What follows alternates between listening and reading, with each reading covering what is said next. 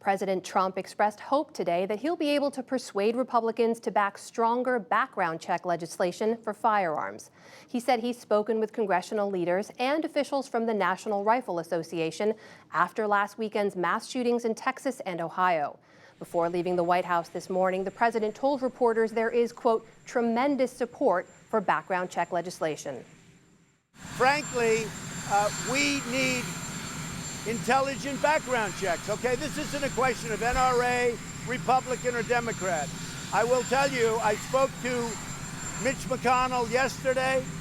He's totally on board. He said, I've been waiting for your call. He is totally on board. Now, McConnell has not yet endorsed any type of gun safety legislation. Yesterday, he told a Kentucky radio show the Senate will discuss background checks and so-called red flag laws when it returns in September. 5 years after the fatal shooting of Michael Brown in Ferguson, Missouri, his father called for a new investigation into his death. The 2014 killing sparked nationwide protests demanding greater police accountability. A grand jury declined to indict Darren Wilson, the white police officer who shot and killed the unarmed black teenager. Today, Brown's father said justice had not yet been served. As a father, I vowed to protect my children. Well, on August 9, 2014, that wasn't the case. I could not protect him that day, and it breaks my heart. His family is still standing, and we're not stopping until we get some type of justice. St. Louis County's new prosecuting attorney, Wesley Bell, has not yet said if he will reopen the case. In Hong Kong, demonstrators descended on the international airport today for the first of 3 days of planned anti-government protests.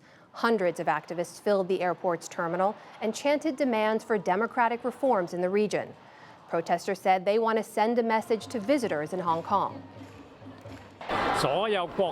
Every foreigner who came to Hong Kong could see how united we are. This shows that Hong Kong youngsters are 100% peaceful and not violent. While today's protests remained peaceful, some recent demonstrations have led to violent clashes between police and protesters. Today, the territory's chief executive, Carrie Lam, who has faced calls to step down, urged lawmakers not to give in after months of chaos. I don't think we should just sort of make concessions in order to silence the violent protesters. We should do what is right for Hong Kong.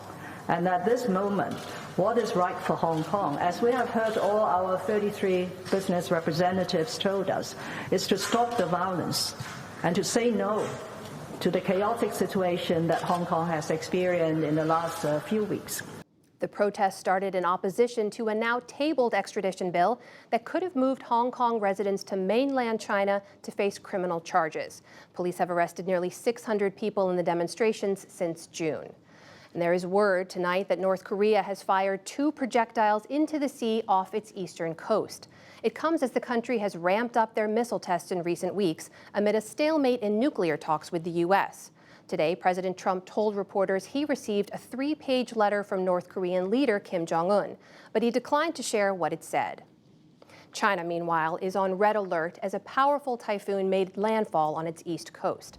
It touched down in Zhejiang province around 1 a.m. local time on Saturday.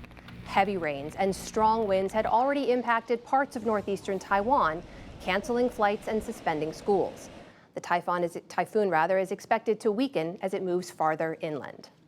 The Indian government today temporarily eased a strict curfew in the disputed territory of Kashmir for Friday prayers. That came during an unprecedented 5-day lockdown in the Muslim-majority state by India's Hindu nationalist government. Today in Pakistan-administered Kashmir, hundreds demonstrated against that crackdown. We are on the streets and we have just one demand: that we should be given the right of determination as soon as possible, and that a solution should be found for the Kashmir issue. We appeal to the United Nations to find a peaceful solution and grant us self-determination. The Indian government implemented that lockdown after it unilaterally revoked Kashmir's autonomy, leading to mass protests and escalating tensions with Pakistan.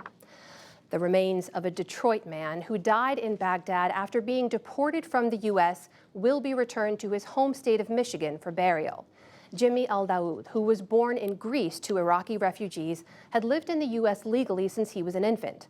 The 41-year-old struggled with mental health issues and was deported in June as part of an ICE crackdown on immigrants with criminal convictions. He died in Iraq, a country he'd never before set foot in, after being unable to obtain insulin to treat his diabetes.